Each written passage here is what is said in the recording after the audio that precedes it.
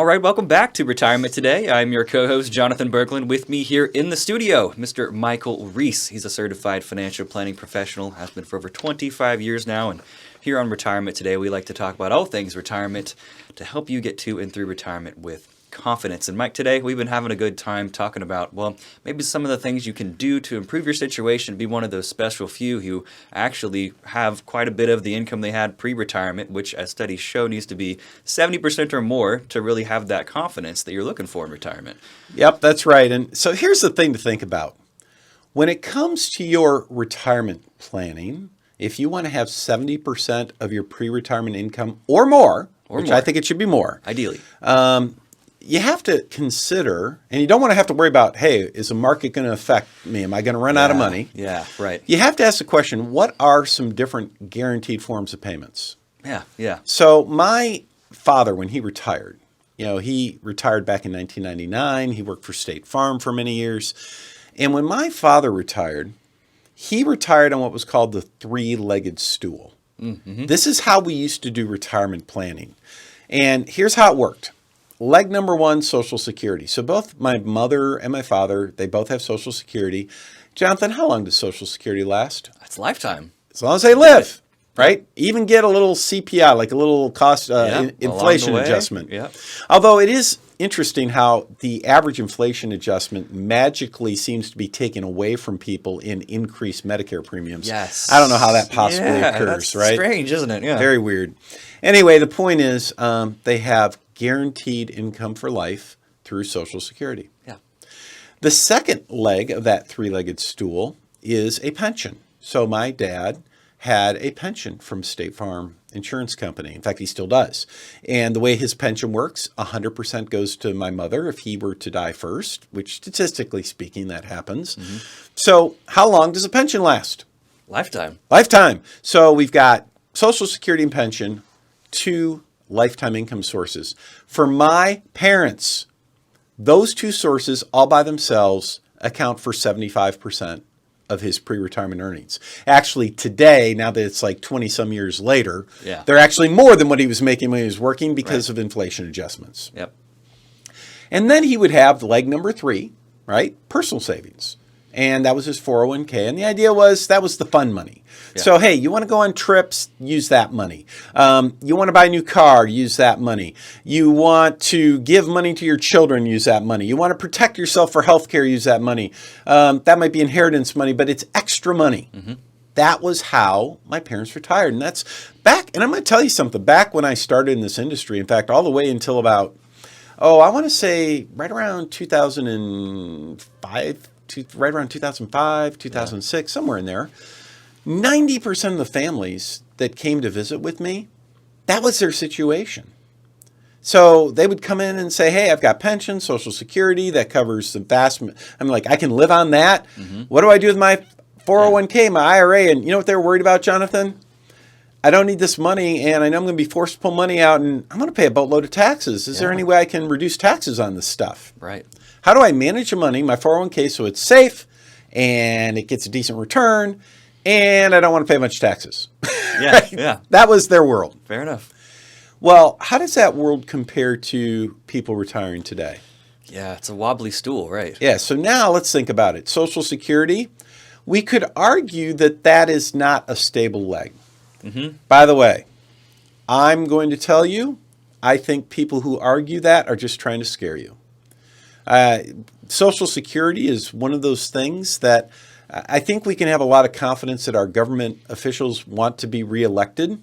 Indeed, yes. Right? That's kind of their primary concern. Yes. And you can only imagine what would happen if they did nothing, and the next thing you know, your Social Security check goes down. What do you think is going to happen the next election cycle? Yeah, a lot of unhappy voters. Oof. Yep, and a lot of existing congressmen and senators kicked out of office is what's going to happen. That's right. And they're not going to let that happen. I mean, there's not a chance. So let's imagine that's still a stable part of your three-legged stool. Here's the problem. Pensions. What happened to those? It's like vanished almost, yeah. You know, back in the mid-2000s, it was as though there was an overnight change. I noticed that in 1 year, I went from 90% of my of people coming in the door to visit with me, their base lifestyle is covered by pensions and Social Security. And it's almost like somebody flipped a switch somewhere. And suddenly, 90% of the people coming in, they didn't really have a pension of any type, or they had very little pension. In fact, they were in trouble. They needed their IRAs and 401ks to replace that pension and generate income. Right. This happened almost overnight. It's crazy. So today, unless you work for the state, as maybe you are a state employee and you're covered with ERS. Yep. Maybe you're a teacher, you're covered, or you work for a school system, you're covered with TRS. You have pretty good sized pensions. Yeah. Unless you're in that position, you may find yourself with basically your retirement is Social Security and whatever you saved. Probably in your 401k. Right. So Goldman Sachs, in this report, so they're saying, okay, how do you solve that problem? I've been dealing with it for almost 20 years. And for almost 20 years, I have been using annuities to guarantee income. Because if you want guaranteed income, your options are Social Security, pension, annuities. There really isn't anything else. So, okay, you need more guaranteed income. Let's take some, not all, some of your retirement savings. Let's use that to buy a pension leg, or replace the pension leg rather, and we'll just use some type of, guaranteed principal annuity to make that happen. Well, for many years, the Goldman Sachs of the world and their brethren, right? Yes. The Merrill Lynch's That's and right. Morgan Stanley and, UBS, all these big firms, Wells Fargo and Edward Jones, all of them, Fidelity, Vanguard. Doesn't matter who they were. They did not like, in fact, they didn't just not like annuities. Jonathan, they hated them with a passion. With a burning passion. Yeah. And do you know why they hated annuities? They don't do that. They don't do that. Taking money away. Yeah. They don't do that. So in other words, these clients were taking money away from the Goldman Sachs of the world and putting it in an annuity. It's a place that Goldman Sachs is like, holy cow, we're losing money. Yeah. We want that money to stay with us so we can keep getting paid our fees. Right. That's what they want. But they started to see this ground, especially as baby boomers started retiring, they started to see this groundswell of money leaving their coffers and moving over to insurance companies because people wanted to guarantee income. I mean, it's natural. Here we are in this article by Goldman Sachs. They say one of the things you can do to better protect your income in retirement, to enjoy a more stable retirement, to actually be part of that 25% group where you have 70% or more of your pre-retirement income, they say, you really should consider an annuity. Wow. Isn't that crazy? Novel idea, right? Yeah, I've kind of seen lately a groundswell of this where over the past few years, a lot of these big money managers have decided, you know what, we're just throwing in the towel. Annuities are doing such a good job of providing income.